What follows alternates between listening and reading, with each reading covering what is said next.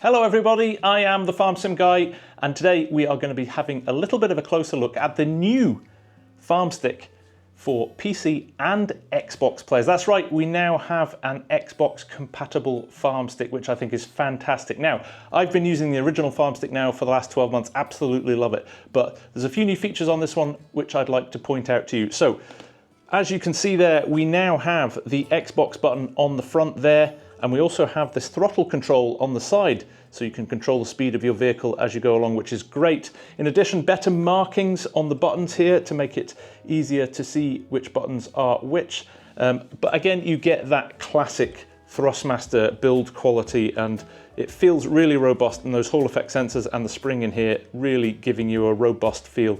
Lovely big footprint on this as well. I always like the fact that you could just drop this on a desk and it doesn't need to be mounted and is pretty sturdy. But of course, if you want to mount it as well, we have mounting points here if you want to put it on a joystick bracket. The other thing that's changed in this one compared to the previous version now is that it is not hardwired. We have a USB-C connection in there, and if you plug in the USB cable that comes with it, which is great, you can then plug that into your PC and you're good to go. You've got a switch here to switch it between PC and Xbox mode. You've got your TFRP plug here and your DIN9 plug here if you want to plug in additional peripherals. But all you need to do to get started with this is just throw that USB-C plug in there and another one into the back of your PC and you are good to go. And of course, if you want to couple it up with the rest of the SimTask set, we've got the 128 steering wheel here with the steering kit on it as well. It's, for me, one of the best bang for your buck systems that you can use for Farming Simulator or other games that you play. So, without further ado, let's jump in. Let's have a look at how this works in game. Okay, now we're in the game, we are going to look at some of the controls of the FarmStick. But before we get into vehicles, we're going to look at some of the movement and menu controls, because there are quite a few of them. So, here is the controller. We are going to just see if you move left and you move right, you can see that you pan left and right. You can look around with your character as well, using the small joystick on the top. You can also move forwards and backwards with your character as well. Now, if you want to run, if you want to move forward and press the bottom of the two buttons on the front of the joystick, you can see you start to move at a faster rate. So you can then run around your vehicles like so. In terms of functionalities for menus as well, if you press on the joystick like so, you can then navigate around all of the different sections. You can scroll up and down as well. You can move over here, look at your crop types, your growth. If you scroll down, you can see all of these different crop types, so on and so forth. So all of your navigation in your menu is done via the joystick as well, which is great to see. Hand tools as well are available. As you can see, we have our torch there if you need to use that at some point as well. So one click to turn it on, another one to switch off the torch. There are a lot of different functions you can work with, so let's just jump into this vehicle. We do that by pressing top button here, and we are in. You can also turn on all of the lights as well by pressing this button here, and as you can see, it turns all of the lights on there as well. You can also do your beacon lights as well. This doesn't have a beacon light, so let's switch to another tractor. We have a couple of buttons here, either side as well, so we can jump to that. Doesn't have beacons either, but I believe the Combine does. So let's turn our beacon lights on there, and let's just spin around here so you can see those a little bit better. But there are your beacon lights. So if we drive forward now onto the field with this, like so, and we'll pan around just so you can see the implement a little bit better. There we go. Now, we have got barley in the vehicle at the moment. Well, now, here we just need to press this button here. You can see there, we scroll through the different types of seed that are in the vehicle. Now, we'll roll forward a little bit here. We'll power up the implement here by pressing that. And we can also lower it down at this point as well. And we can roll forward. And there we go, we are planting.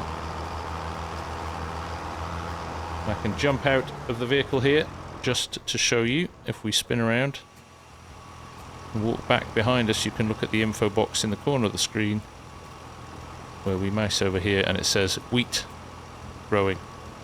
And the things that we need to do next. Very cool indeed. You can also run your workers, your AI workers, through this as well. So what we need to do here is press, and there we go. We have a hired worker seeding in the field. We can also press and hold this, and it will bring up our menus to select between AI worker or steering assistant. Again, you scroll through the two of those by using the joystick on the top of the controller. So very helpful to have. So we're going to leave this guy working in the field here, looking really good, and we are going to jump to another vehicle, which is what we can do by pressing left and right on these pieces. Now, we have got here the John Deere with a trailer full of grain.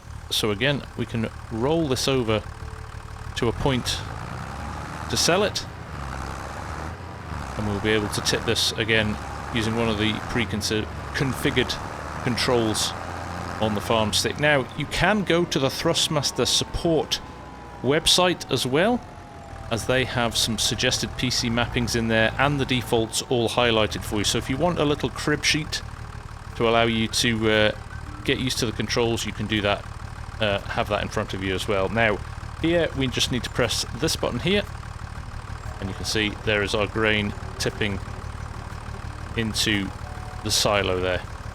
So we'll leave him doing that as well, and we are going to jump over. So we've left him working, we've jumped over to here because there's a couple more functions I'd like to show you here. You can see there we have a flatbed trailer. We can switch on the ratchet straps there, on or off for that as well, which is great. We also have cruise control up at the top here. So again, if I start the tractor here, you can see at the bottom of the speedometer, if I scroll this backwards, you can see the number going down in the speedometer there, so we can set it to a specific speed, let's say 6 miles an hour, and then if we press that down, the tractor will pull away now, but will only run at 6 miles an hour, and you can see that's turned green in the bottom corner, and he can just work away here at the speed he wants. And to deactivate it, you press it again. Or alternatively, now let me just pan around to make sure I'm not going to hit a fence or anything. We're doing alright at the moment. Alternatively, you can turn it back on, like so, and then you can use the scroll wheel to speed up or slow down. I find this really interesting if I'm running a trailer up against a combine to unload it, and to sync my speed with the speed the combine is going at. Very handy indeed to have that. There we go, out onto the road, so we can ramp the speed up a little bit here. A very handy tool to have, this one. It's one of the functions that I probably use more than a lot of the others, because it's just so easy. And again, with the ergonomic handle as well, the ability to control that on the fly is super helpful. So let's turn that off now, and we'll jump into the combine. So we're in the combine now. Lots of other functions available in this as well. You want to be able to unfold the combine. Let's turn on the engine first and foremost. But we have the option here to unfold the combine. Now again, that would be the same with an implement as well. If you had a folding implement, you would be able to fold and unfold it there. And we can power on the combine here as well. As you can see, the header starting to rotate there now. We'll turn it off for just a little minute though, because we'll take this to the field. And actually, let's drive in cab. To drive in cab, we just press the small joystick on the top down, and it gives us our in-cab view. So again, you can toggle between the two ways that you want to play as well that way, which is great. So we're just going to run up to the edge of the field here. I'm going to do out of cab though, so you can see the functions working. But again, let's pan around like so. You can power it up, as we've already done, and also you can lower it down. So there is us rolling into the field and starting to combine. Let's make sure we don't miss too much of it. This is of course a demo, so I don't want to over-egg it too much, but there we go. Oh, my driving's terrible.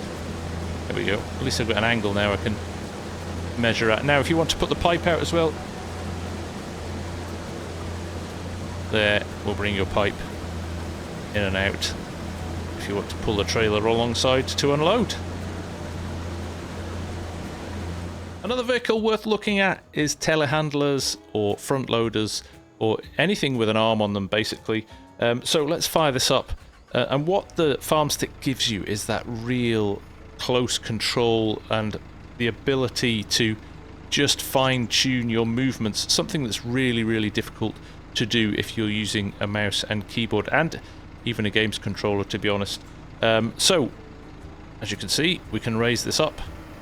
We can raise this down. If there's additional features as well in the vehicle, you can unfold those as well. So there we go. This has a raising cab. First and foremost, you can go up and down with this and raise and lower as you would expect. And you can see the movement I'm doing there with the controller. So very, very handy when you get to the point where you're manually loading bales just because it's fun, because the FarmStick gives you that ability to do that. It is most enjoyable indeed.